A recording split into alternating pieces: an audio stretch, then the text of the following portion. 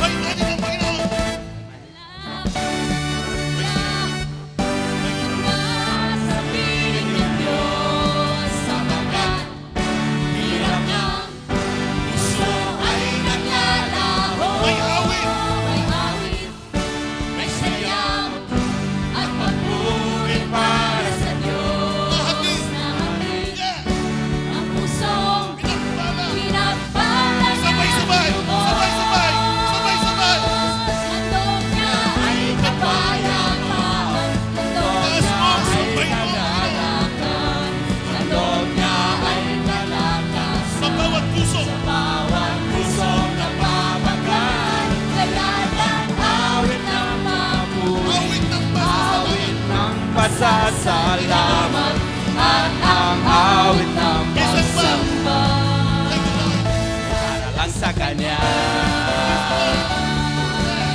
Sakitin mo na dyan.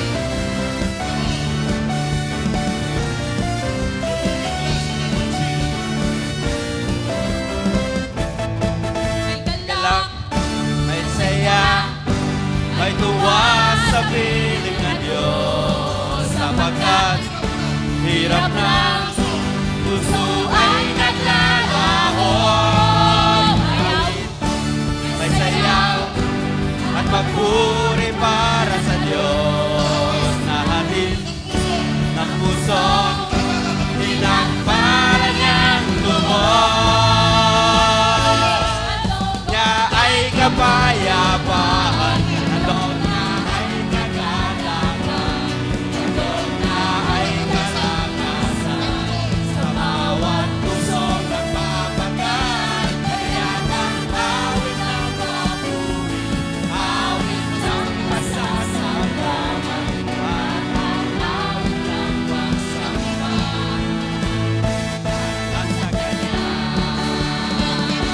Handog niya ay kapayapaan, Handog niya ay kagalakan, handog niya ay kalakasan, sa bawat pusong napapagal, kaya ng awit ng papuri, awit ng pasasalamat, at ang awit ng pagsamba, ay para lang sa Kanya. handog niya Ay kapayapaan, handog niya ay kagalakan, handog niya ay kalakasan, sa bawat pusong napapagal, kaya ng awit ng papuri, awit ng pasasalamat, at ang awit ng pagsamba, para sa Kanya. handog niya ay Kapayapaan, handog niya ay kagalakan, handog niya ay kalakasan, sa bawat pusong napapagal, kaya ng awit ng papuri, awit ng pasasalamat, at ang awit ng pagsamba, para lang sa Kanya.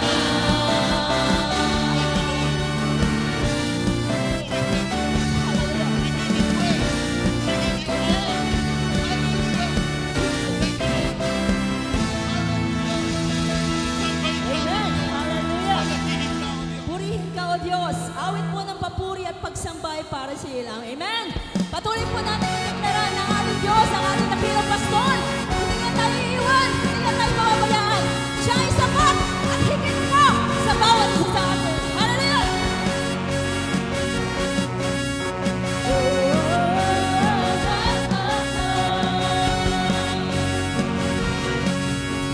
Nangangamba sa kawalan ng kapala mo'y laging laan, natatakot sa panganib, pagkat nariyan ka palagi.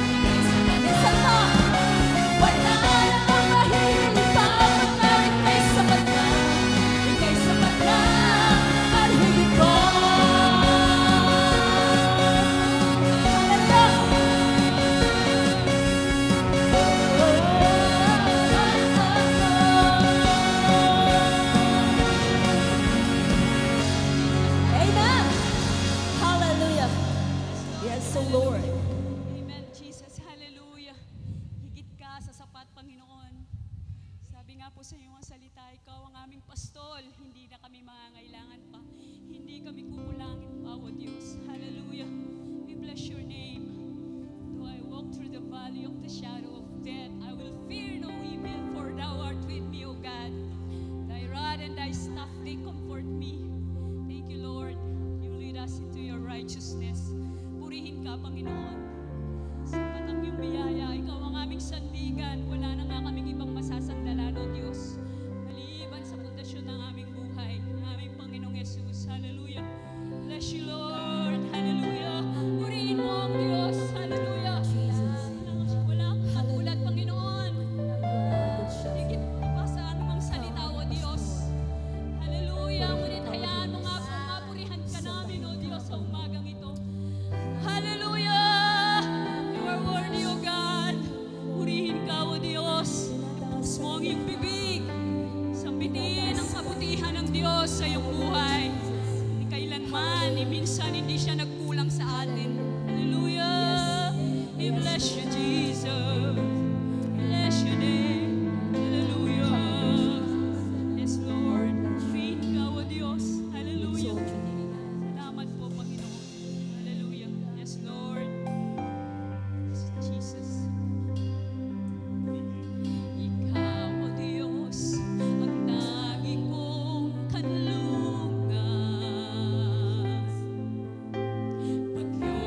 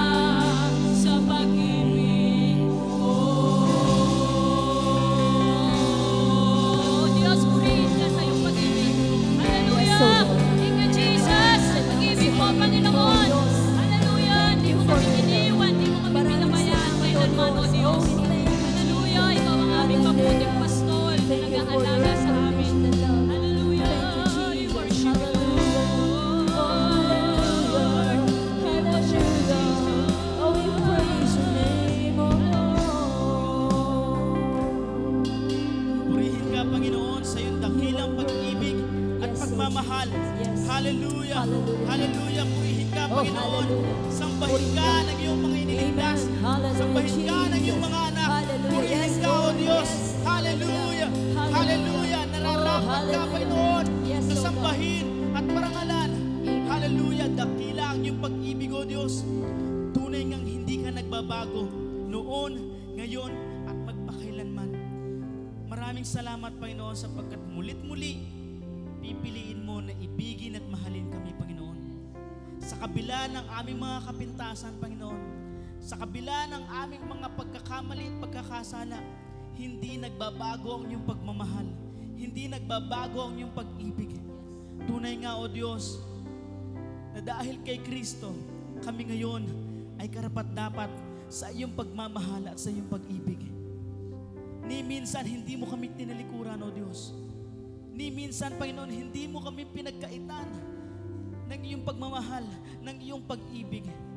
Kaya, O Diyos, kami ngayon, sa aming buong lakas, sa aming buong katawan, Panginoon, ang aming buong kaluluwa, ang aming buong espiritu, ay magpupuri at sasamba sa iyong dakilang pangalan. Hallelujah! Hallelujah! Yes, Lord. Purihin ka, O Diyos! Yes, Lord. Sambahin ka! Hallelujah. Tulad na sinabi ni David, kapatid, sambahin mo ngayon ang iyong Diyos na Panginoon at tagapagligtas ng buong puso at ng buong kaluluwa. Hallelujah! O shikayara bakanda yara yara bakanda yara. Hallelujah! Hallelujah! Hallelujah, Jesus! We praise you! We praise you! We glorify your name, O God! Salamat, Panginoon, sa katagumpayan na ibinigay mo sa mga anak mo ngayong umagang ito. Salamat sa iyong salita na nagbibigay ng kagalingan, ng kalakasan, ng kagalakan, ng katagumpayan. Purihin ka, Panginoon, at sambahin ka. Ito po ang aming dalangin sa tanging matamis na pangalan ni Jesus. Amen and amen. Ako'y pinili mo, inibig mo, ngayong ako ay nagkulang sa'yo. Pasasalamat mo, pasasalamat ko, alay sa'yo. Diyos, purihin ka sa ako'y pinili mo, Panginoon. Salamat, O Diyos.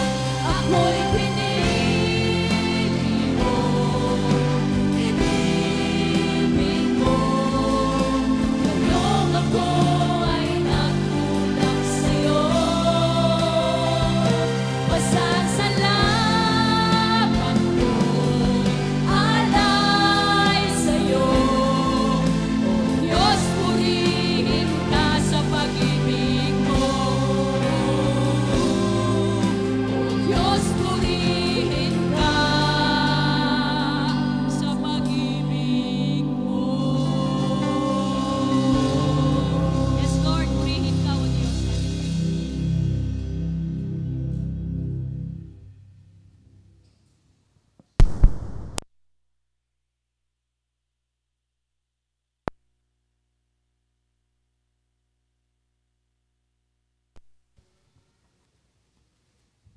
Amen. Nasa dako po tayo ng pagkakalob. Tayo po'y manalangin. Salamat, O Diyos, sa katapatan po ninyo sa aming mga buhay. Salamat po, O Diyos, sa inyong pag-ibig na pinatunayan po ninyo ito, O Diyos, nang kayo'y magbigay. Kayo po ang unang nagbigay. At ibinigay po ninyo ang pinakamainam sa aming mga buhay. At yan ang aming Panginoong Yesus.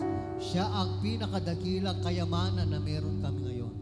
Kaya, O Diyos, ang aming ibibigay ngayon ay hindi papantay, Panginoon, sa inyong ibinigay sa amin.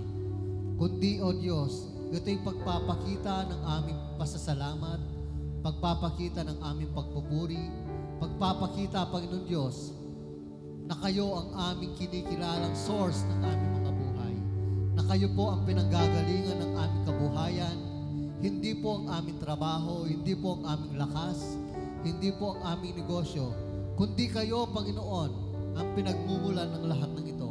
Kaya marapat lamang na ikaw ang pasalamatan, ikaw ang mapapurihan at malwalhat.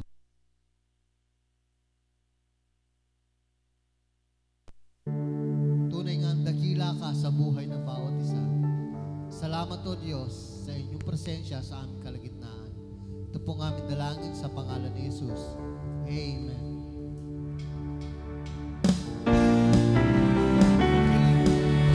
Saan po kayo? Enjoy.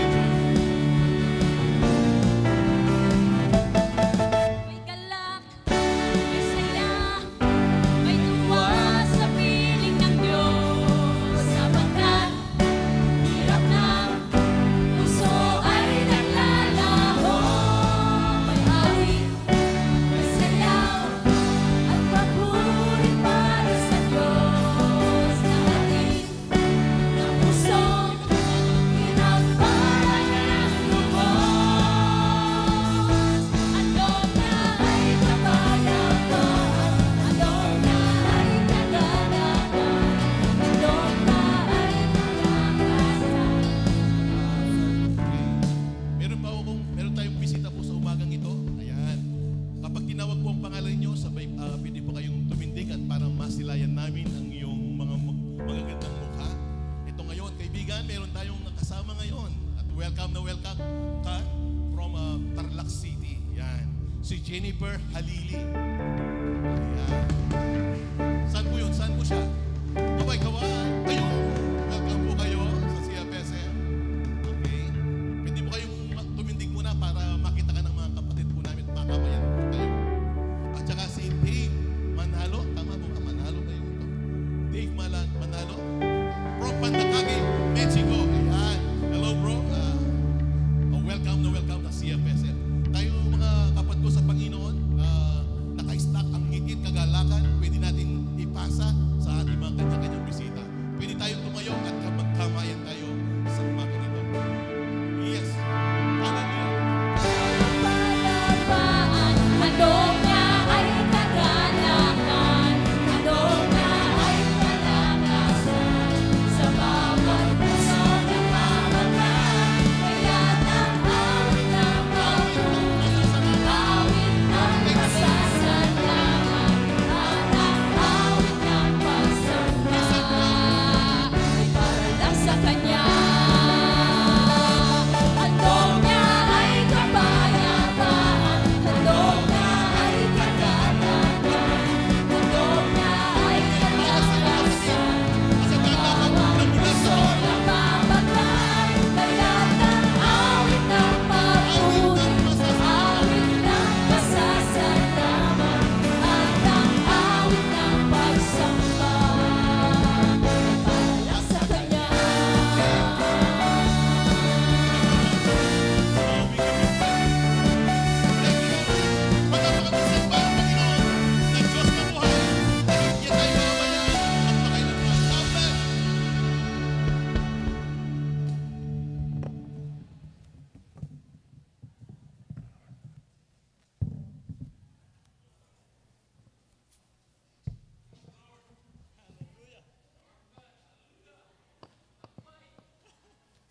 Good morning po sa ating lahat. May konting trivia po tayo. So, sa palagay po ninyo, ano ang Amen. So, sa palagay po ninyo, ano ang pinaka-popular na verse sa Bible? John 3:16. So, yun po ang pinaka-popular. Ano naman po ang pinaka-popular na chapter sa Bible? Sa palagay po ninyo, ano yung pinaka-popular na chapter sa Bible? So kung verse, John 3:16, ano naman ang chapter? Wala po? Ang pinaka-popular po ay Psalm 23. The Lord is my shepherd, I shall not want. He maketh me to lie down in green pasture, He leadeth me besides the still water. He restoreth my soul, He leadeth me in the path of righteousness for His name's sake. Yea, though I walk through the valley of the shadow of death, I will fear no evil, for Thou art with me, Thy rod and Thy staff, they comfort me. Thou preparest a table before me in the presence of mine enemy. Thou anointest my head with oil, my cup runneth over. Surely, goodness and mercy shall follow me all the days of my life, and I will dwell in the house of the Lord forever. Amen. So, ang topic po natin ngayon, Jesus, my good shepherd. So, yung pong Psalm 23, ito po ay isinulat ni Haring David. At ito po ay personal niyang karanasan sa Diyos kung bakit ito po ay kanyang isinulat. So kung si David po, ito po ay kanyang naranasan sa kanyang buhay, pwede rin po natin itong maranasan sa buhay natin. Alamin po natin kung paano. Amen. So sa verse 1 po ng Psalm 23, ganito po ang sinasabi, "The Lord is my shepherd, I shall not want." Bakit po kaya nasabi ni David na kung ang Panginoon ang kanyang pastol, wala na siyang kailangan? Ito po ay personal na karanasan ni David. Mula po sa kanyang kabataan hanggang sa maging hari si David, naranasan niya na God is everything in his life. Na kung ang Diyos ang nasa kanya, wala na siyang kailangan pa. Ito po ay napatunayan ni David mula sa kanyang pagiging pastol. Nasabi nga niya, iningatan siya ng Diyos sa mga leon, sa mga mababangis na hayop. At ito ay naging maliwanag pa, kasi yung hayop, wala namang pag-iisip yan. Pero ito ay naging maliwanag nung labanan niya si Goliath. So hinahamak ni Goliath ang hukbo ng Diyos. Kaya nga si David ay matapang na tinanggap ang hamon ni Goliath.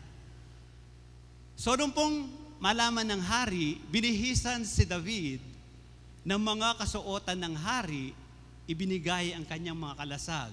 Subalit nung humakbang si David, hindi siya naging komportable. Kaya po, hinubad niya ang mga kalasag na yon at hinarap niya si Goliath bilang isang pastol. Yung suot-suot niya nung pastol siya, yon ang ginamit niya. Kaya nga sabi niya, "The Lord is my shepherd, I shall not want." So sa susunod pong verse, ito po ang sinabi ni David. Sumagot si David, "Ang dala mo'y tabak, sibat at pantusok." So sa labanan po, ito ang normal na kasuotan ng isang susugod sa labanan. Pero si David po, ano ang kanyang panlaban? "Ngunit lalabanan kita sa pangalan ni Yahweh, ang makapangyarihang Diyos ng Israel na iyong hinahamak." So wala po siyang sandata, kundi ang Panginoon lamang ang kanyang tanging sandata. At alam po natin ang istorya, natalo ni David si Goliath. Hindi po dahil sanay si Goliath na magtiradol, hindi po yon ang dahilan kung bakit siya nagtagumpay. Ang tunay na nagbigay sa kanya ng tagumpay ay ang Diyos. Kaya nga nasabi niya, "The Lord is my shepherd, I shall not want." And then sa susunod pong verse, sa verse 2 ng Psalm 23, sabi po niya, "He maketh me to lie down in green pastures. He leadeth me besides the still water." So inaakay niya ako sa luntiang pastulan at dinadala doon sa tahimik na batisan. Kung titingnan po natin ang verse na to, sabi po niya, luntiang pastulan. So kumbaga, ang Diyos hindi lamang po concern na tayo ay mapakain. Concern din po ang Diyos sa ating kalusugan. Kaya nga, dinadala tayo sa green pasture, sa malusog na pastulan, sa malusog na pagkain, at sa malinis na tubig. Yun po ang nais ng Diyos. Hindi lamang po para makakain tayo, kundi ma-enjoy natin ang buhay dito sa mundo. Sa next verse po, sabi niya, Bagamat po si Moses ang may sabi nito, hindi po si David. Sabi niya, with long life will I satisfy him and shew him my salvation. So ito po ang purpose ng Diyos, na tayo po ay magkaroon ng isang buhay na mahaba at buhay na kasiya-siya. So si Moses po, nasabi niya to kasi umabot siya ng 120 years. Bagamat po si David, hindi po siya umabot ng 120 years. Si David po, nung maghari siya, 30 years ang edad niya, at naghari siya ng 40 years. So kabuuan po ng kanyang edad ay more or less 70 years. So pasok po siya doon sa sinasabi ng salita ng Diyos, 70 or 80. At naranasan ni David ang isang buhay na may kagalakan. Kaya nga, balik natin sa Psalm 23:2. He maketh me to lie down in green pastures. Yun po ang nais ng Diyos, na tayo ay maging malusog, ma-enjoy natin ang ating buhay. Pero kung titingnan po natin sa ating kasalukuyang panahon, parang taliwas po sa gusto ng Diyos ang nangyayari sa panahon natin ngayon. Dati po ang sakit na diabetes, hypertension, yung mga nagsasalamin, makikita mo po halos sa mga may katandaan na. Pero ngayon po, pabata ng pabata ang nagkakaroon ng diabetes, nagkakaroon ng hypertension, mga lumalabo na ang mata. Yun po ang nangyayari. Bakit po? Kasi po may kinalaman din ng ating lifestyle. Sabi nga ng salita ng Diyos, green pastures. Pero kung titingnan mo po ang mga bata ngayon, karamihan, ayaw kumain ng gulay. Hindi na gusto yung green pastures. Ano po ang gustong kainin ng mga bata ngayon? Chicken, joy manok. Pork chop baboy. Corn beef baka. Pag sa gulay, wala. Ngayon, ang sabi niya, He leadeth me besides the still water. Ano ang gustong kainin ay inumin ng mga bata ngayon? Soft drinks na napakataas sa asukal, milk tea na napakataas din sa asukal, napakamahal na kape na nakakasakit ng sikmura. Yun ang gustong-gustong inumin ng mga bata ngayon. Tapos, samahan mo pa ng tihaya buong maghapon, hawak-hawak ang gadget. Ano ang inaasahan natin? Do we expect a long life? So, kayo po ang makakasagot nun. Pero ang Diyos, gusto po niya mahabang buhay, masayang buhay, saganang buhay. Amen? Sa verse 3 po ng Psalm 23, He restoreth my soul. He leadeth me in the path of righteousness for His name's sake. So kung babasahin po natin ang history ni David, makikita po natin na marami siyang pinagdaanang kahirapan sa kanyang buhay, marami siyang pagsubok na dinaanan sa kanyang buhay na hindi naman po dahil sa kanyang kagagawan. Makikita po natin maraming kalungkutan na dinaanan si David. Nung siya po ay kawal, nagsisilbi kay Haring Saul, ginawa po ni David ang kanyang pinaka-best. At nung ang mga tao nagpupuri sa daan, ang sabi, si Saul pumatay ng 1,000, si David pumatay ng 10,000. Nagselos si Saul. At ano ang ginawa ni Saul? Humanap siya ng pagkakataon na mapatay si David. So si David na napakatapat na alipin, kinailangan niyang magtago, kinailangan niyang tumakas para sa kanyang buhay. Subalit, patuloy siyang inaaliw ng Diyos. Patuloy siyang nire-restore ng Diyos. Kaya yung kalungkutan na nararanasan niya, ito ay napapalitan ng kagalakan dahil alam niya, hindi siya iiwan ng Diyos. At nung panahon na nagkasala din si David, sabi nga, He leadeth me in the path of righteousness for His name's sake. hindi pa rin siya pinabayaan ng Diyos.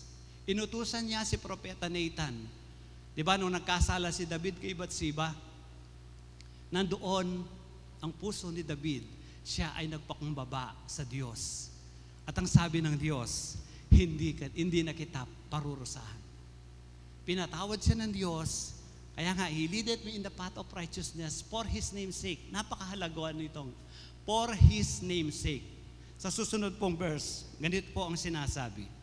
Nang mangako kay Abraham ang Diyos, siya'y nanumpa sa kanyang sariling pangalan, yamang wala nang hihigit sa kanya na maaari pa niyang panumpaan. Ganoon ang Diyos, for His name's sake. Kasi kung mangangako ang Diyos, kung titingin ang Diyos sa kalagayan natin, wala pong magiging pasado sa Kanya. Sa pamantayan ng Diyos, kasi lahat ay nagkasala. Pero ginagawa niya to for His name's sake. Bakit Kanya pinatawad? Bakit Kanya ni-restore? Hindi dahil mabuti ka, hindi dahil karapat-dapat ka, kundi for His name's sake. Kaya nung nangako siya kay Abraham, hindi siya nangako sa tao kasi ang tao pwedeng mag-fail. Pero ang Diyos, hindi siya mag-fail kailanpaman. Kaya kung magkasala ka man, hindi mag-fail ng Diyos. If you confess your sin, sabi nga ng 1 John 1:9, He is faithful and just to forgive you. Hindi dahil sa iyo, kundi dahil sa Kanyang sarili. Dahil ang Diyos, minamahal tayo. Hindi niya tayo parurusahan. Amen? So, susunod na verse, sa verse 4 ng, yeah, though I walk through the valley of the shadow of death, I will fear no evil, for Thou art with me, Thy rod and Thy staff, they comfort me. So ito po ang naranasan ni David. Marami siyang pagsubok na dinaanan sa kanyang buhay. Pero nasabi niya, I will fear no evil. Bakit po? Kasi kasama niya ang Diyos. And then dito po, for Thou art with me, Thy rod and Thy staff, they comfort me. Malaki po ang kinalaman ng rod and staff.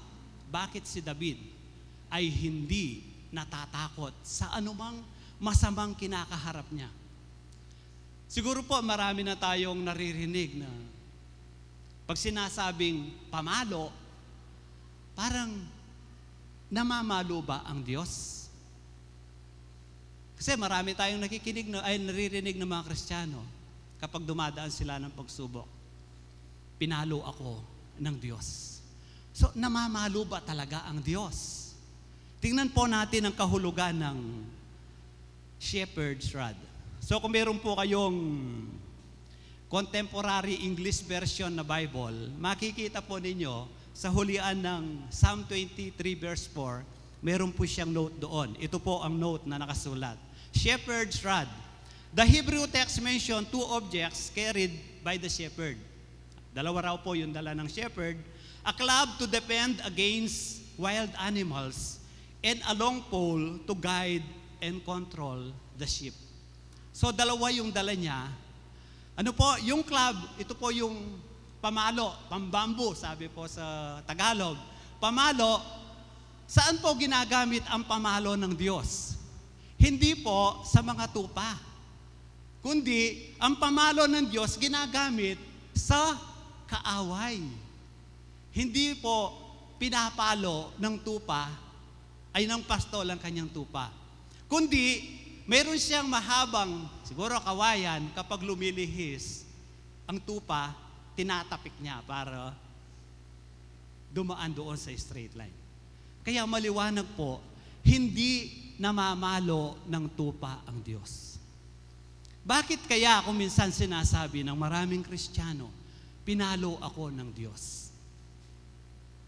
Na sa katunayan, hindi tayo papaluin ng Diyos. Sino ang papaluin ng Diyos? Yung kaaway natin. Sino ang kaaway natin? Hindi yung kapwa-tao natin. Ang kaaway natin ay ang dyablo. So hindi tayo ang papaluin ng Diyos. Kung ikaw ay inaakay ng dyablo, papaluin ng Diyos ang dyablo, mabibitawang ka. Hindi ikaw ang papaluin. Eh bakit ka nasasaktan? Ang dyablo pala ang pinapalo niya. Siguro nakayakap ka. Natural, papaluin niya ang dyablo, nakayakap ka, masasaktan ka. Pero hindi tayo ang pinapalo ng dyablo. Kaya kung inaakay ka ng dyablo, hayaan mong paluin siya ng Diyos. Huwag ka nang yumakap para hindi ka masaktan. Kaya tayo nasasaktan. Hindi tayo ang pinapalo ng Diyos. Amen? Susunod na verse. So, naging Tagalog po. Ipinaghahanda mo ako ng salo-salo na nakikita pa nitong mga kalaban ko. Sa aking ulo, langis ay ibinubuhos, sa aking saro, pagpapalay lubos-lubos. So, you preparest a table before me in the presence of mine enemy. Thou anointest my head with oil, my cup runneth over. So, siguro po, itong verse na to, hindi natin masyadong ma-appreciate dito sa Pilipinas kasi hindi po ganun ang tradisyon natin. Pero ang tradisyon po sa Middle East, lalo na sa Israel, kapag ka may dumating na bisita at ikaw ay kanilang tinanggap, wala pa nga dito yung huhugasan ang iyong kamay, ay ang iyong paa, lalangisan ang iyong ulo, bibigyan ka ng tubig hanggat gusto mo. So, ganun po. So, yung po kasing lugar ng Israel dahil disyerto, mainit. So, ang sabi po, kapag ka sobrang init, parang mabibiyak ang ulo ng isang taong naglalakbay doon sa init. Kaya kapag nilagyan siya ng langis, nare-refresh ang tao. Napipreskuhan. Hindi katulad sa atin dito. Kung lalangisan ka ng latik, talagang magre-reklamo ka kasi malagkit yun eh. Hindi ganun ang langis na ipinapahid sa Israel. Nakaka-refresh ang langis na yon. Kaya kapag ka binuhusan ng tao, yung nararamdaman niyang sobrang init, siguro may mentol, no? Parang manlalamig ang kanyang ulo, mawawala ang sakit ng kanyang ulo. And then bibigyan siya ng tubig upang sa ganon, ma-refresh ang kanyang katawan. Di ba? Pag tayo ay galing sa mainit, talagang uhaw na uhaw ka, gustong-gusto mong uminom ng napakaraming tubig. At pagkainom mo, di ba? Yung napreskuhan ka. Yun ang ginagawa ng pastor. At sabi nga, thou preparest a table before me in the presence of mine enemy. Malaki po. Napakahalaga po nito. Kapag ka ang isang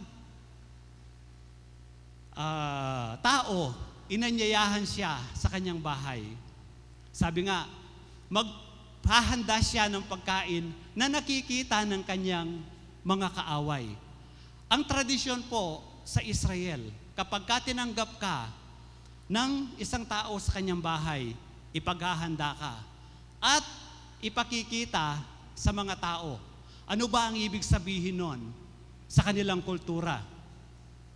Ang sabi, bisita ko to, walang pwedeng gumalaw sa taong ito, dadaan muna sila sa aking bangkay bago nila magalaw ang mga taong ito.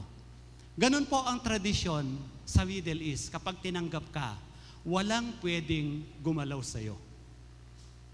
Siguro po kung natatandaan nyo, nung panahon ni Lot, di ba dumating yung dalawang anghel? Tinanggap ni Lot ang dalawang anghel, pinapasok sa kanilang bahay. And then dumating ang mga tao sa Sodoma at Gomora, at ang sabi, ibigay mo sa amin ang iyong mga bisita. Sabi ni Lot, hindi pwede. Masama ang binabalak niyo. Kung gusto ninyo, yung dalawang anak kong dalaga, ang ibibigay ko sa inyo, gawin ninyo kung ano ang gusto ninyo, wag lamang ang aking mga bisita. Ganon katinding tumanggap ng bisita ang sa mga Middle East. Imagine, isasacrifice mo ang mga anak mo, wag lamang galawin ang iyong mga bisita. So tayo po, bilang mga bisita tinanggap ng ating Panginoon, sabi po sa susunod na verse, ang sabi po ng Panginoon, ako ang mabuting pastol, iniaalay ng mabuting pastol ang kanyang buhay para sa mga tupa. Naaalala po yung Last Supper. Nung Last Supper, inanyayahan ng Panginoon ang kanyang mga alagad na kumain doon sa upper chamber. Yung pong huling hapunan. So pagkatapos nun, huhuliin na si Jesus. Nung hinuhuli na si Jesus, ano ang sinabi ni Jesus? Hayaan ninyong umalis ang mga taong ito. Ang tinutukoy niya ay ang mga alagad. Hayaan niyo munang umalis sila bago ninyo ako huliin. Kaya nga po, di ba nung hulihan ng Panginoon, si Peter lang ang nandun, nasa malayo pa, patingin-tingin lang siya. Kasi yun ang sinasabi ng Psalm 24 na kapag ka inanyayahan sila ng Panginoon, wala ni isa man sa kanila ang mapapahamak, mamamatay muna ako. So yun ang eksaktong ginawa ni Kristo. Hinayaan niya na umalis ang kanyang mga alagad. Kaya nga po ngayon, di ba, communion, magko-communion tayo. Isa pong bagay na paalala sa atin. Sa ating pakikisalo sa banal na hapunan, ini-invite tayo ng Panginoon na sumalo sa kanyang hapunan. Ano po ang significant nun? Ang sabi ng Diyos, dadaan muna sila sa aking bangkay. Walang makakagalaw sa inyo. Hindi na pwedeng mamatay ang Panginoon. Kaya nga, napaka-safe natin. Dadaan muna sila sa aking bangkay. Hindi tayo pababayaan ng Diyos. Kaya sa pag-take natin ng communion, iyon ang alalahanin natin na mayroong nag-invite sa atin na sinasabi, dadaan muna sila sa aking bangkay. Amen? Next verse. Kabuti at pag-ibig mo sa akin, di magkukulang. Siyang makakasama ko habang ako'y nabubuhay at magpakailanmay sa bahay ni Yahweh mananahan. So ito po'y sinasabi, surely goodness and mercy shall follow me all the days of my life, and I will dwell in the house of the Lord forever. Paano po ito mangyayari sa atin? Ito po ay naranasan ni David. At sabi ko nga po, pwede rin natin itong maranasan. Kasi po, kung titingnan po natin si David, kaya nga po siya ay tinawag na ang taong kapuso ng Diyos. A man after God owns heart. Sinabi po ni David, wala po dito sa natin, sa Psalm 37 verse 25, ang sabi po niya, matanda na ako, mula pagkabata, walang nabalita na sa taong tapat, ang Diyos nagpabaya, ni ang anak niya ay naging hampas lupa. So ito po, ang susi. Kailangan tayo po ay maging tapat sa Diyos. At sino po ang masasabi nating mga tapat sa Diyos? Sa next verse po. Nakikinig sa akin ang aking mga tupa. Nakikilala ko sila at sumusunod sila sa akin. Yun po ang mga tunay na tupa, mga tapat na tupa. Nakikinig sa akin. Nakikilala ko sila at sumusunod sila sa akin. Kaya sa buhay po ni David, bagamat siya po ay may mga nagawa rin pagkakasala, pero po, makikita natin sa kanyang buhay ang tunay na pagsunod sa Diyos. Naging tapat si David.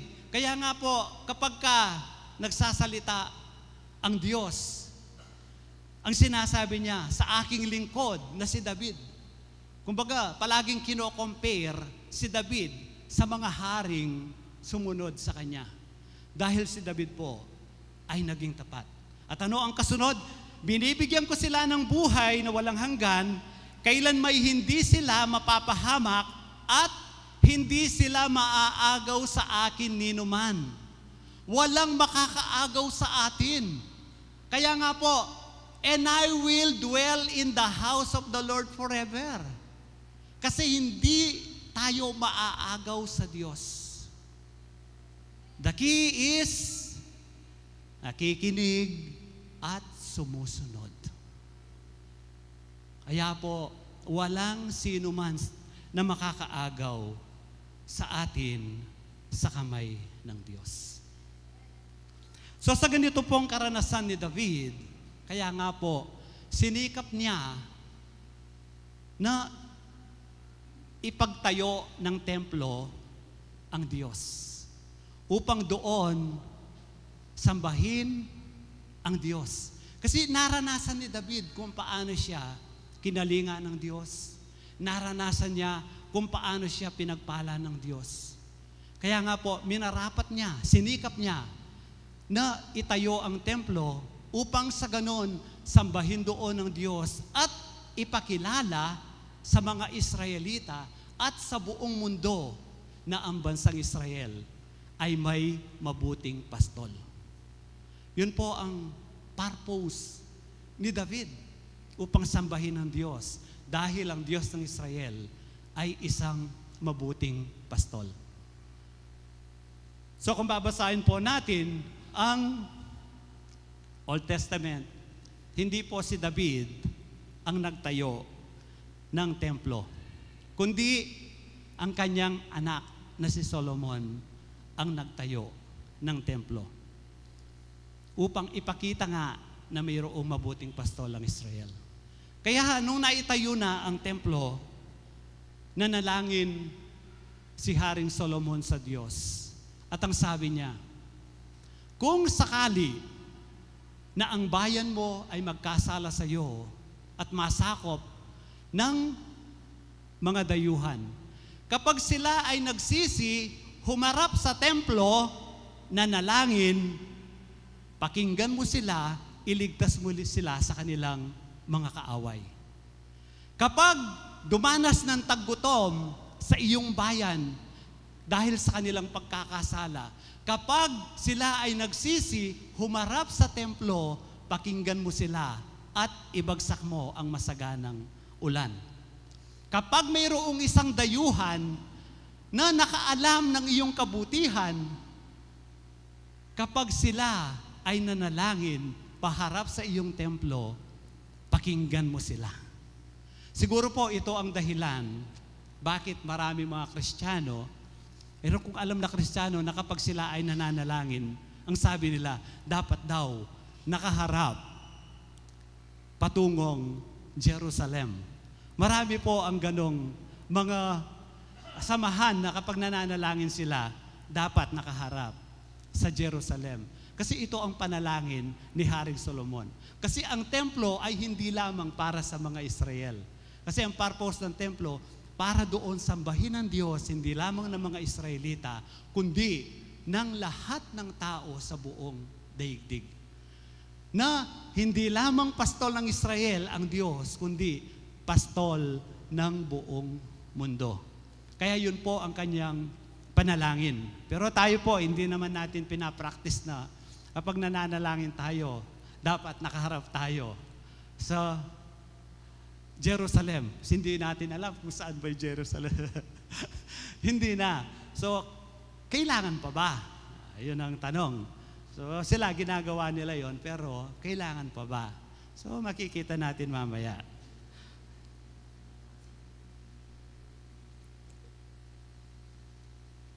Yun nga dumating ang panahon na sa unang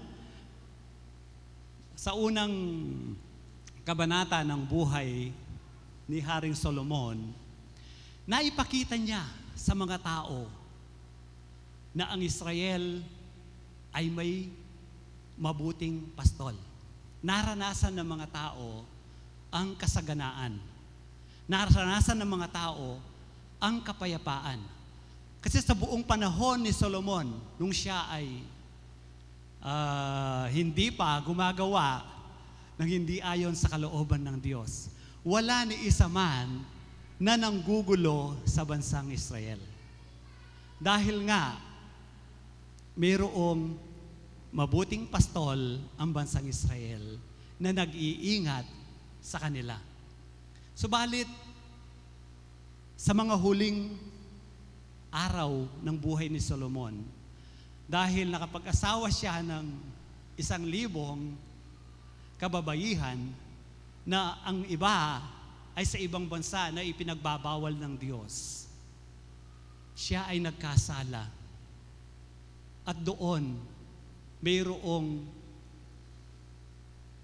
nangahas na lumaban sa kaharian ng Israel.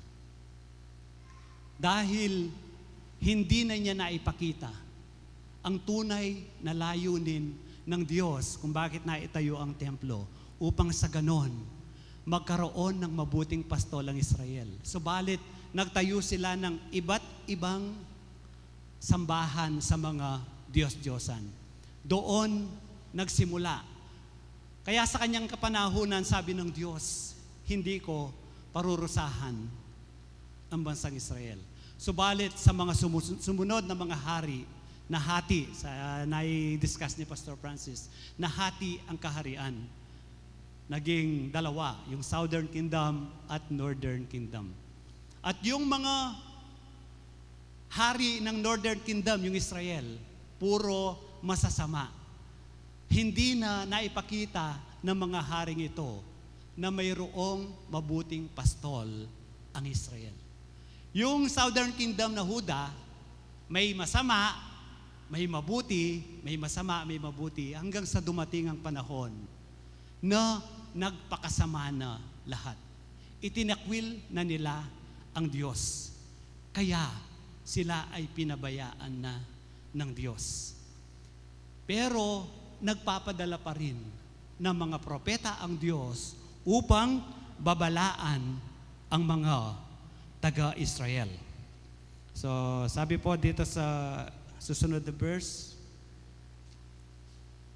ito po ang babala ng Diyos sa mga leader ng Israel. Ako ang Diyos na buhay, ang mga tupa ko'y pinipinsala at nilalapa ng mababangis na hayop, sapagkat walang nangangalaga sa mga ito. Hindi hinahanap ng mga pastol ang aking tupa. Sa halip na alagaan nila ang mga ito, ang sarili nila ang binubusog. Verse 9, kaya nga makinig kayo mga pastol. Pakinggan ninyo itong aking sinasabi, laban ako sa inyo. Pananagutan ninyo ang nangyayari sa aking mga tupa. Hindi ko na kayo gagawing pastol upang hindi na ninyo mabusog ang inyong sarili.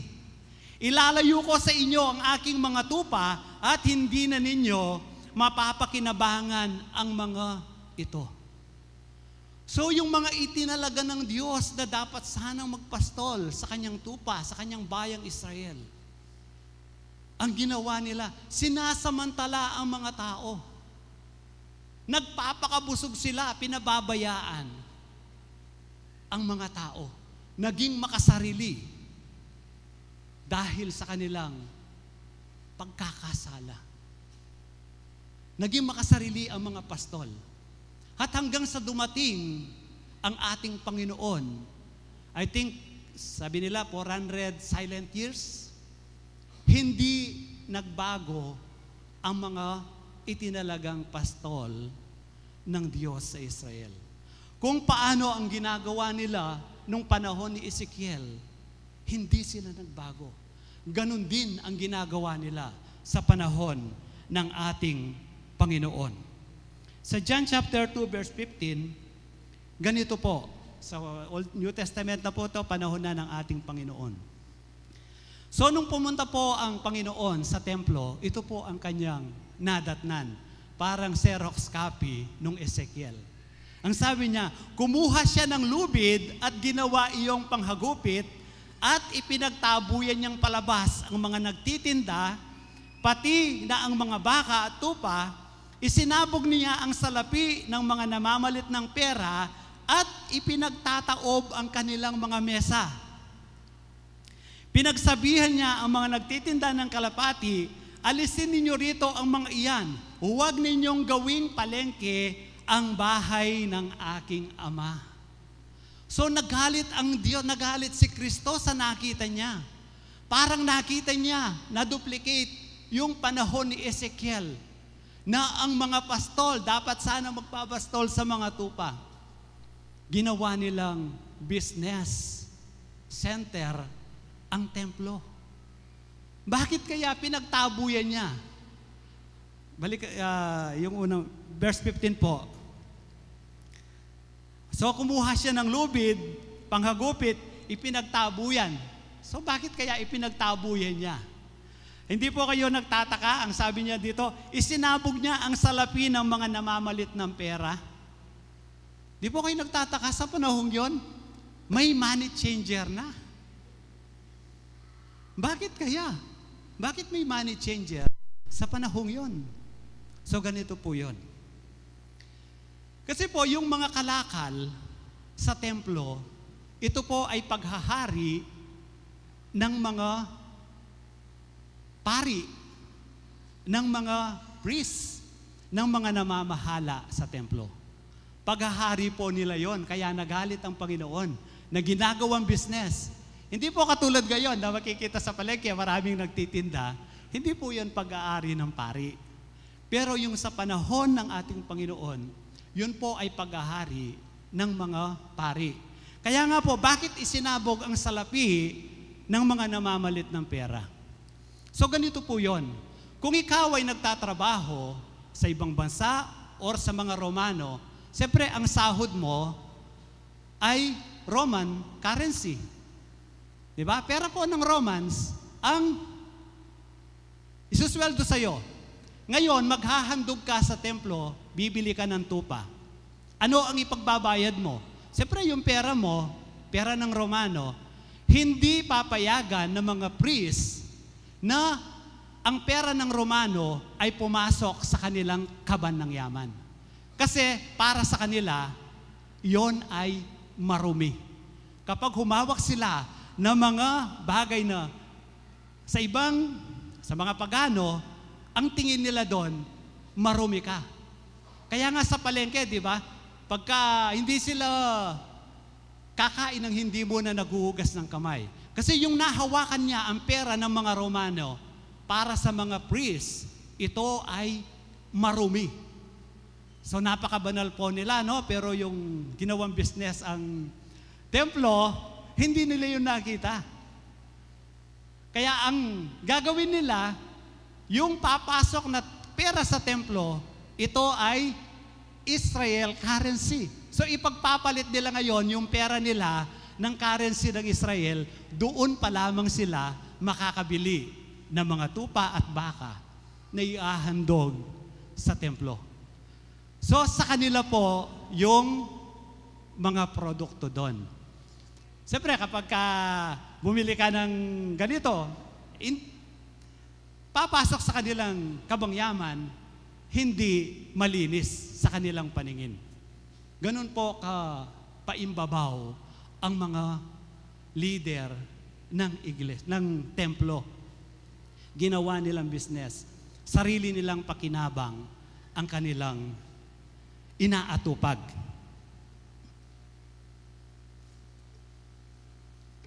Kaya nga po sa susunod na verse, makikita po natin yung kakaibang ginawa ni Jesus. So siguro po, magtataka tayo, bakit kaya ginawa ito ni Jesus?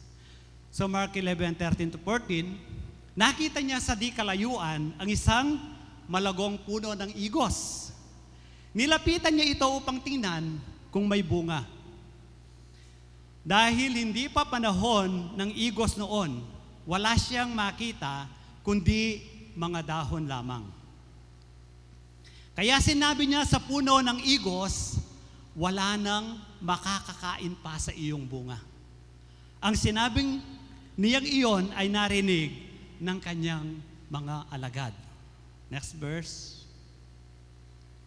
Naalala ni Pedro ang nangyari dito, kaya't kanyang sinabi kay Jesus, Guro, tingnan ninyo, patay na ang puno ng igos na isinumpa ninyo. So nakita po natin, balik natin sa verse 15. So ito pong nangyari ito after ng triumphal entry. So alam po natin yung triumphal entry, nung ang Panginoon ay papasok sa Jerusalem, sa templo, naglatag ang mga tao ng kanilang mga balabal, pumutol sila ng palaspas, yung nakikita natin pag Palm Sunday, inilatag sa dinadaanan ng Panginoon at sumisigaw, Hosanna to the King of Kings. Pinupuri nila ang Panginoon. At nung lumabas na ang Panginoon, ito ang senaryong makikita natin. Nakita niya ang punong ubas, walang bunga.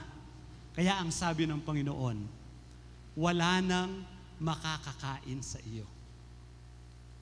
And then kinabukasan, nakita ni Pedro, yung isinumpa ng Panginoon, ito ay tuyo na. Ano ba ang kinalaman nito sa ating naunang binasa? Ang sabi ng Panginoon, wala nang, hindi na ninyo pakikinabangan ang mga tao bilang pastol. Ilalayo ko na sila sa iyo, sa inyo, hindi ko na kayo gagawing pastol. Ano po ang sinisimbolo ng puno ng igos sa talatang ito? Bakit naghahanap ng bunga ang Panginoon? Ang sinisimbolo ng igos na ito ay ang templo. Na ang sabi ng Panginoon, yung templo ginawa ninyong pugad ng mga magnanakaw. Sabi ng Diyos, sabi ni Kristo, wala nang makakakain sa inyo. Natuyo. Kaya nga po, titingnan natin ang history. 72 AD, nawasak na ang templo. Dahil naging inutil ang mga pastol ng templo. Hindi inaalagaan ng mga tupa, kundi sila ay nagpapakabusog. Ano ang inahanap na bunga ng Panginoon? Sa next verse, ganito po. Kaya't sinabi niya sa mga sugo ni Juan, bumalik kayo kay Juan at sabihin ninyo sa kanya ang inyong nakita. Ito po ang bunga na nais makita ni Kristo sa templo. Nakakakita ang mga bulag. Marami ang mga pumupunta sa templo.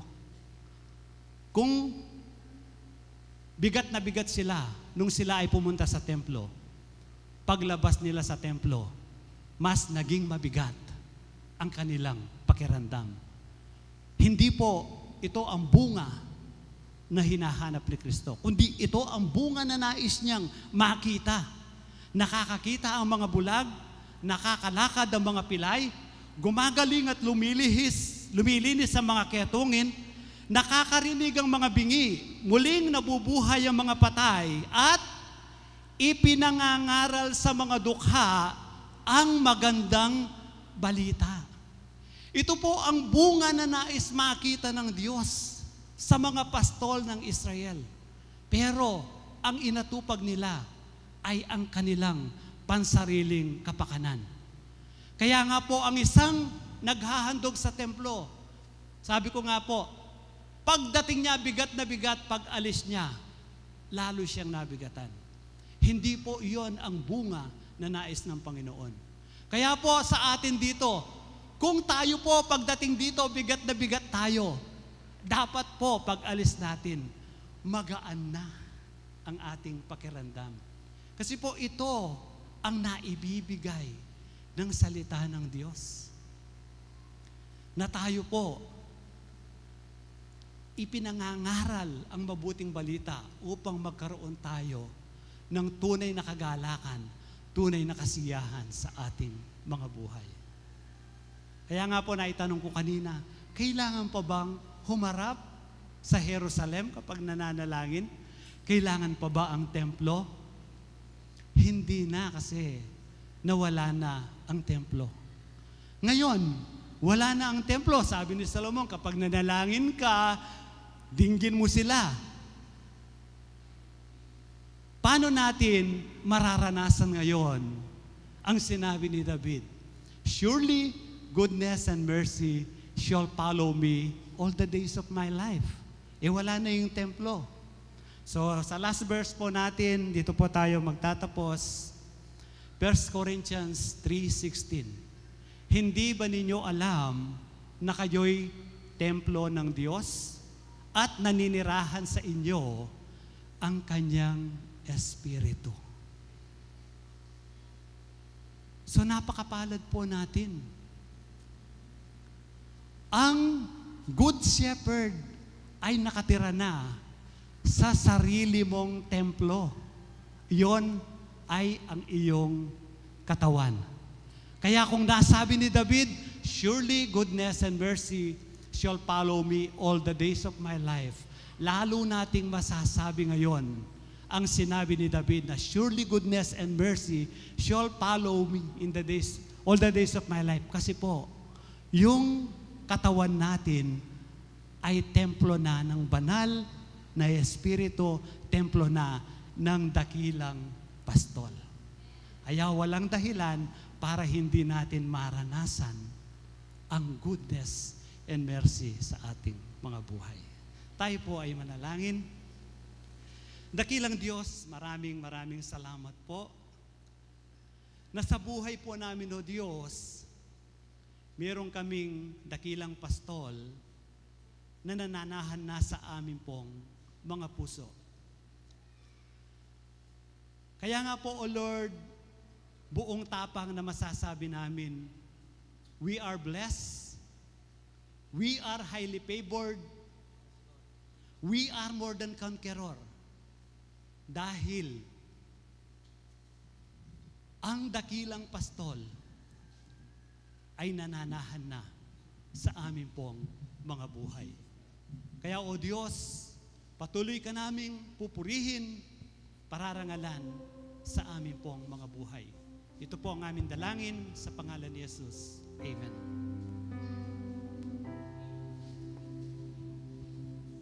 Thank you, Pastor Sol. Nasa dako po tayo ng banal na komunyon. Tinatawagan ko po ang mga ushers po natin na pumunta na po dito sa harapan. So, ang tinapay ay simbolo lamang ng katawan ng ating Panginoong Yesus at ang katas ng ubas ay simbolo ng dugo ng ating Panginoon. Sabi nga ni Pastor Sol, gagawin po natin ang Holy Communion na ito bilang pag-alala sa pag-ibig ng Diyos, pag-alala sa katawan at dugo ng ating Panginoon na nabayubay dun sa krus ng Kalbaryo. At nawa, habang inaalala po natin siya, ay napupuno ang ating mga puso ng pasasalamat.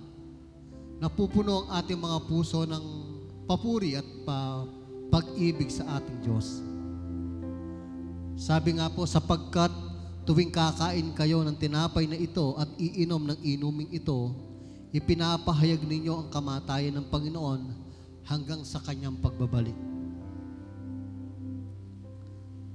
Manatili po tayo sa diwa ng panalangin at sa presensya ng Diyos.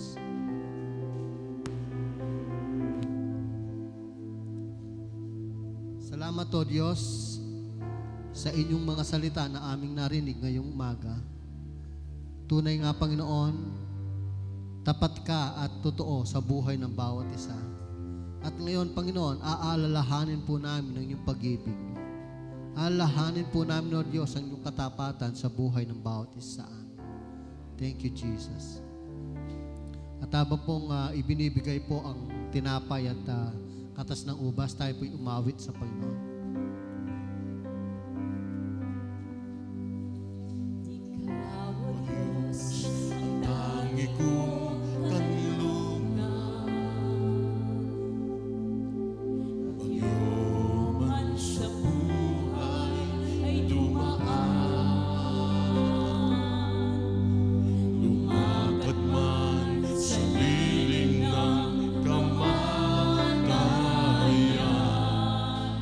Ikaw O Diyos ng aking kaligtasan.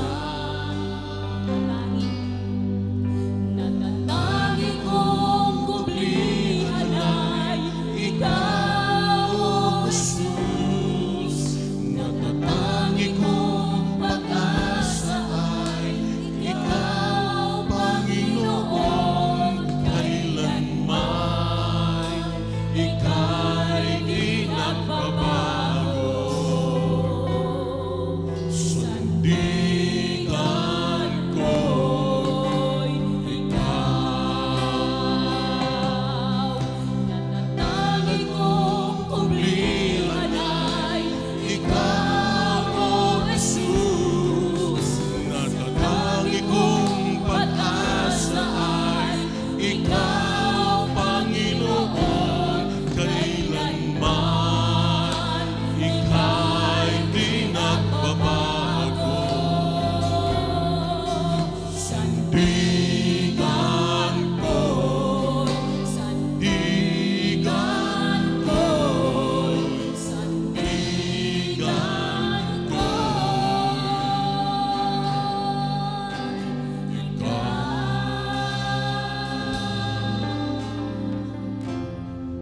Tumayo po tayong lahat. Itaas po natin ang tinapay na simbolo ng katawan ng ating Panginoon. Sabi po ni Pablo, ito ang turo na ibinigay sa akin ng Panginoon at itinuturo ko naman sa inyo. Noong gabing traidorin ang Panginoong Yesus, kumuha siya ng tinapay at pagkatapos niya magpasalamat sa Diyos, hinati-hati niya ito at sinabi, ito ang aking katawan na inihahandog para sa inyo. Gawin ninyo ito bilang pag-alala sa akin. Sabay-sabay po tayong kumain ng tinapay.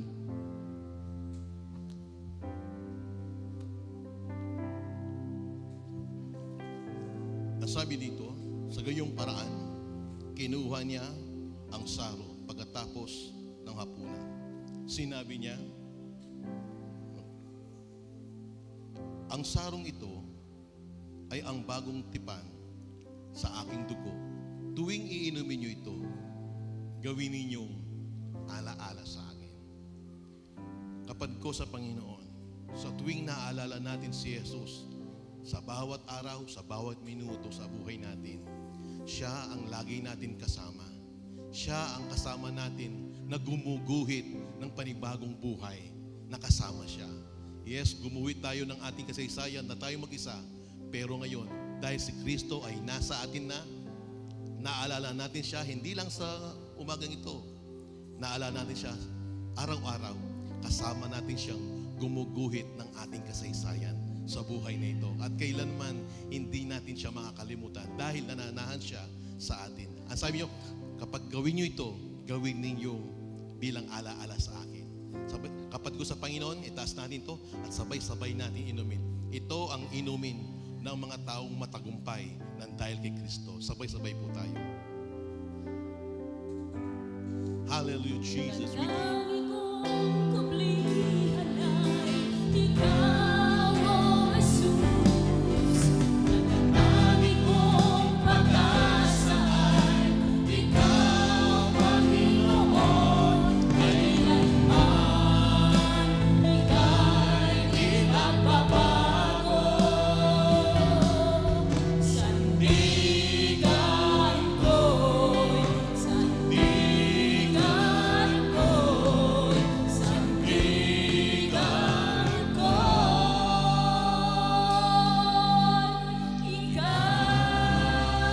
Lord, thank you Lord, thank you Lord. Amen, hallelujah, palakpakan natin Panginoon.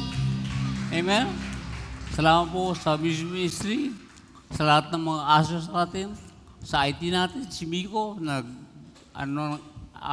PowerPoint, tayo baka muna. Okay, praise God.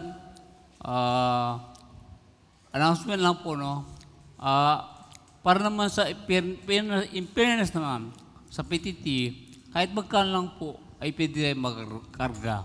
Para sa ganun po ay sila po yung bless sa atin. Oh. Okay? So, mura lang po yung diesel at saka gas nila, no? Okay naman po. So, yan po ang announcement ko. Okay? So, para sa ganun po, may ganyan sila, no? Mabless sila sa atin. Okay? So, salamat, Pastor Sol.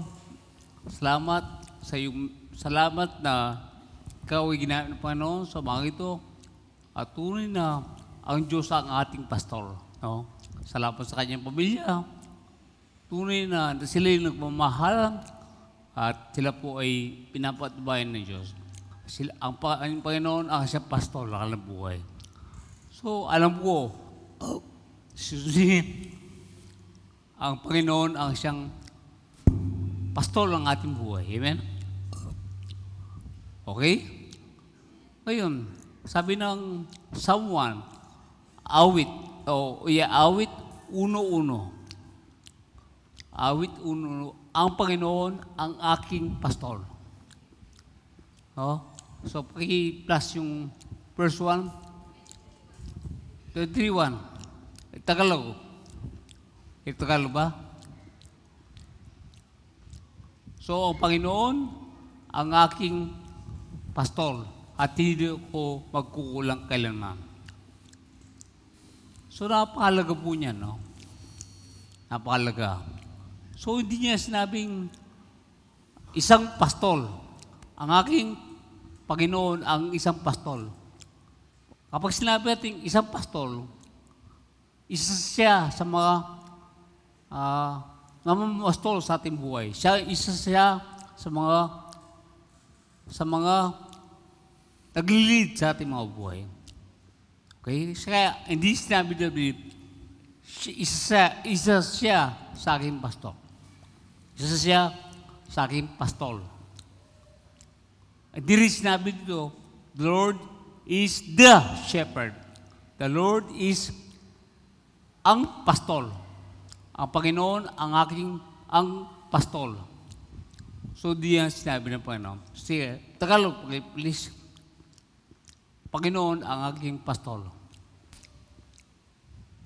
Ay, ang Panginoon ang pastor.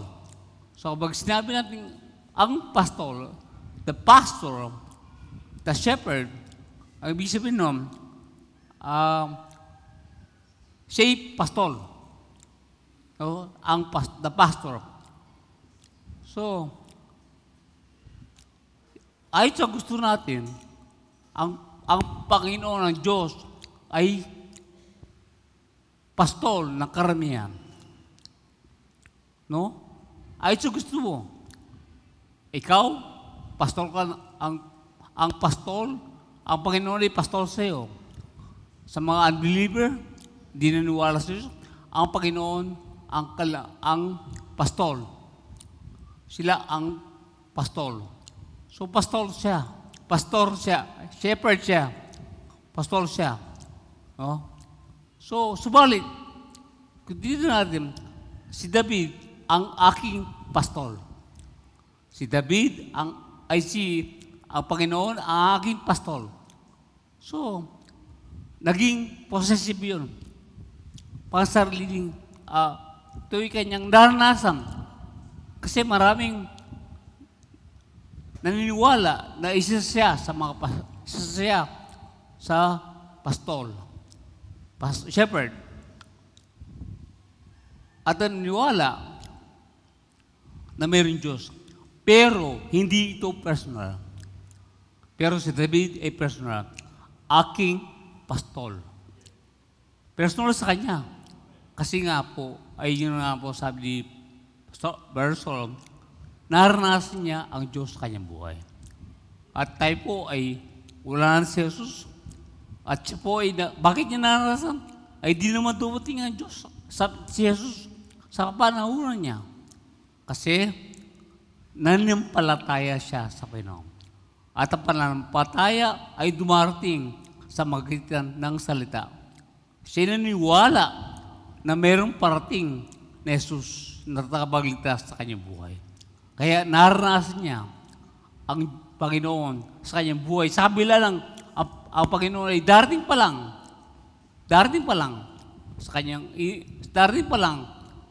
sa ibang araw, sa ibang panahon. Pero naranasan niya because David meron siyang pananampalataya sa magitan ng pakikinig ng salita ng Diyos. Wala mong Bible noon. sa magitan ng mga propeta, sa inanampalataya, pamagitan ni Abraham na mayroong binhi na darating at siya naniniwala. Kaya naman po, siya ngayon ay naranasan niya ang Panginoon.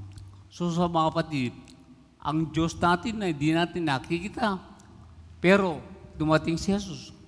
Invisible God, si Diyos na kung sali pinakita niya ang Diyos na hindi nakikita. Kaya, paano natin makikita ang Diyos? Para natin maranasan ang Diyos sa magitan ng Jesus.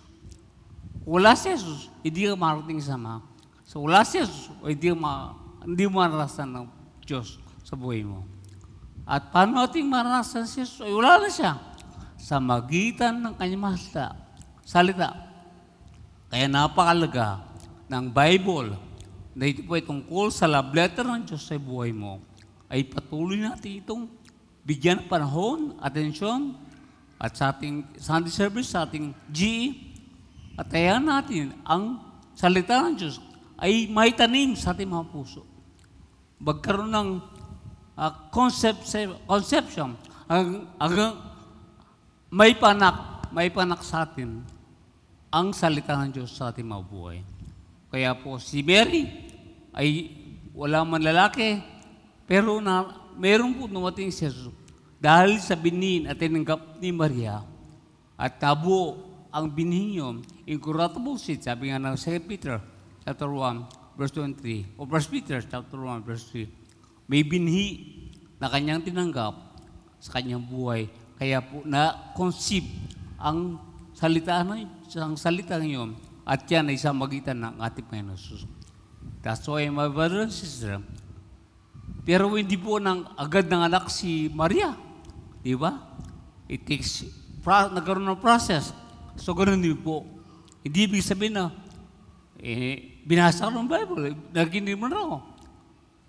Meron po proseso.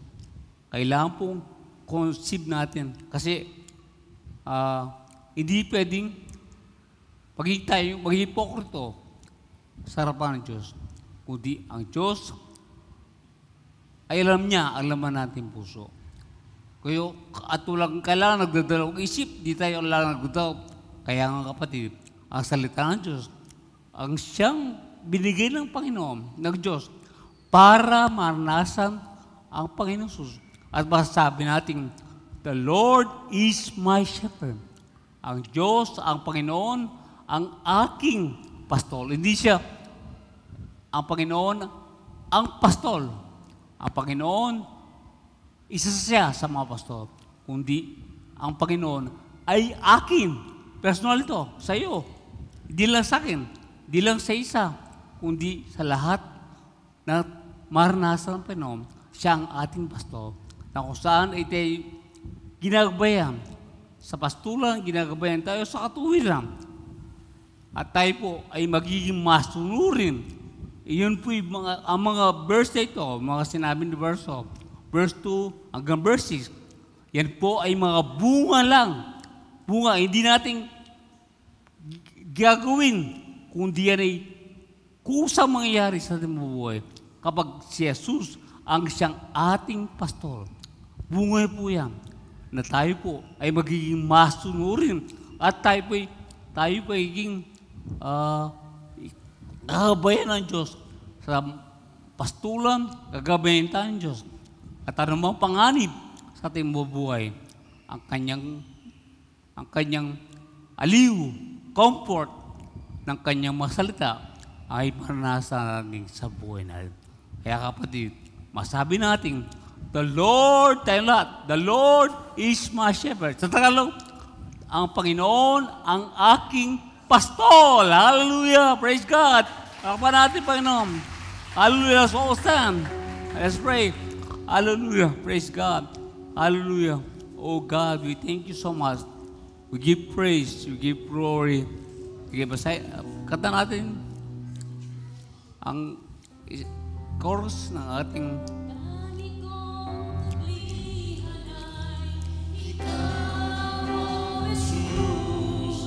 Natatangi kong pag-asa ay ikaw, Panginoon.